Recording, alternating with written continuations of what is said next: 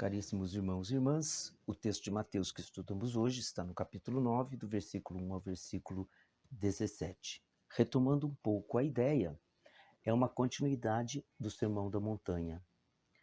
No Sermão da Montanha nós vimos Jesus descendo até a planície, fazendo uma referência a Moisés que desce do monte e traz as tábuas da lei com os 10 mandamentos. Jesus não traz uma lei escrita em tábuas, ele traz a lei para ser escrita no coração de cada pessoa. E a grande novidade dessa lei de Jesus é que, enquanto Moisés nos dava uma lei orientativa, aqui Jesus traz uma lei comunicativa, ou seja, ela comunica a vida. Essa é a grande graça que a lei nova traz, que a antiga não podia trazer. E é esse o sentido que o texto, a partir do capítulo 8, nos traz. Deus desce até a nossa humanidade. Ele se mistura conosco. Jesus nos toca, Jesus nos fala, Jesus nos comunica, Jesus nos cura.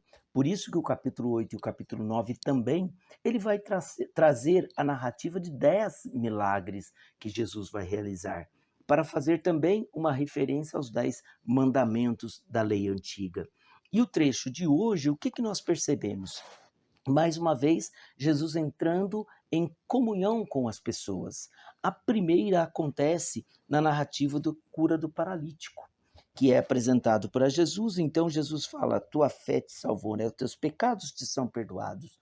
Isso vai causar uma revolta nas autoridades, porque eles vão acusá-lo de blasfêmia. Em que sentido? Quando, na verdade, Jesus reivindica para si uma dignidade que é só de Deus, de perdoar os pecados. Então, isso seria uma blasfêmia. Mas isso não daria poder de confirmar se Jesus de fato tem essa autoridade ou não. Não é? Por isso Jesus, então, dá a eles uma nova alternativa. Olha, se isso não é o bastante, para que você saiba que Deus concedeu ao Filho do Homem poder perdoar os pecados, então Jesus diz, seja curado, pega a tua cama ou a tua maca e vai para a tua casa. Isso para confirmar a sua autenticidade diante dos questionamentos que lhes eram apresentados. O curioso é que o texto de Mateus vai terminar dizendo assim, que a multidão ficou admirada de Deus ter dado tal poder aos homens. Mas o poder não era ali de Jesus? Sim, era de Jesus. E só ele tem o poder de perdoar os pecados, não é? Mas aqui Mateus também nos traz uma catequese dentro da sua realidade teológica. Nós sabemos que o Evangelho de Mateus, como os outros evangelhos, foram escritos anos depois da ressurreição de Jesus. Por isso Mateus aqui ele resgata uma realidade pós-ressurreição. Sabemos que depois da ressurreição, numa das suas aparições, Jesus comunica esse poder aos apóstolos, à comunidade. Portanto, aqui Mateus resgata um pouco essa realidade. Não é? Por isso que Deus deu poder aos homens. Quais homens? Aos sucessores de Jesus. Na sequência, nós vamos perceber Jesus agora entrando em comunhão com a vida de um grande pecador, ou um pecador público, segundo o critério da época. Mateus, ou Levi, filho de Alfeu, conforme Marcos, ou simplesmente Levi, conforme Lucas. Mas essa é a única informação que temos sobre este apóstolo. Ele está na coletoria de impostos, portanto, a serviço dos romanos, portanto, considerado um pecador público. Jesus, então, o convida para ir à sua casa. Mateus oferece-lhe um jantar, e esse jantar ele tem dois objetivos. O primeiro é como que se fosse uma despedida dos seus amigos, por isso os amigos dele vão estar presentes. E Jesus vai fazer parte desse jantar. E, portanto, tomando lugar na refeição, Jesus diz, olha, eu tenho comunhão de vida com você. E isso causa muita estranheza também, porque Jesus come com os pecadores. Mas é isso, é a graça de Deus se misturando com a nossa miséria e aí nos comunicando a vida. Essa é a grande novidade da nova lei trazida por Jesus, não é?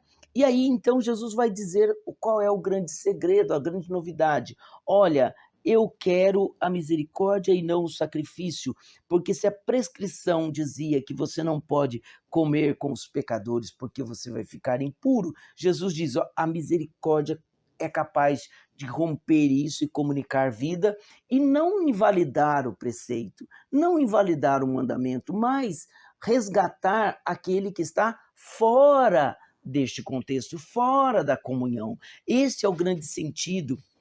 A misericórdia não entra simplesmente para abolir, ela não vai abolir o preceito.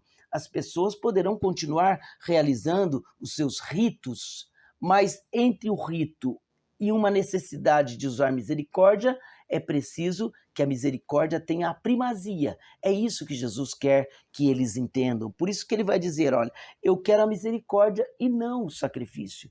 Obviamente, os discípulos de Jesus vão realizar também os preceitos que a lei pede, né? Os atos de religião, vamos dizer assim. Mas Jesus quer que a misericórdia nunca fique em segundo plano.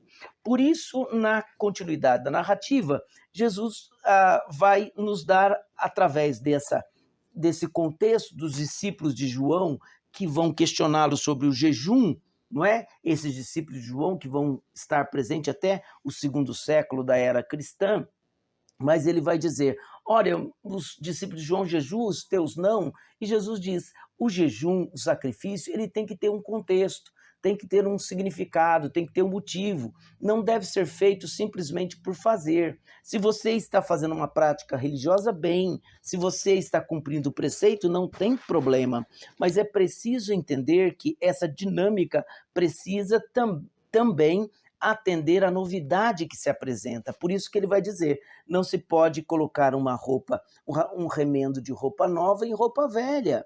É preciso mudar o coração. E o que é velho aqui? Na verdade, é tudo aquilo que antes de Jesus era conservado e que não se renova. Na figura de João, quando o João ele traz para nós até então a exigência do Antigo Testamento, mas ao apresentar Jesus, o Cordeiro de Deus, então existe uma realidade nova. E daí a necessidade de você colocar vinho novo em odres novos, porque se você colocar o vinho novo num odre que já está curado, que já está há muito tempo amaciado, digamos assim, acostumado com o vinho antigo, se você colocar o novo, ele vai se romper, não é? Ou seja, para a novidade de Jesus, é preciso, para a lei nova, é preciso um coração novo. Então, não basta mais ter a lei na pedra, é preciso ter a lei nova no coração.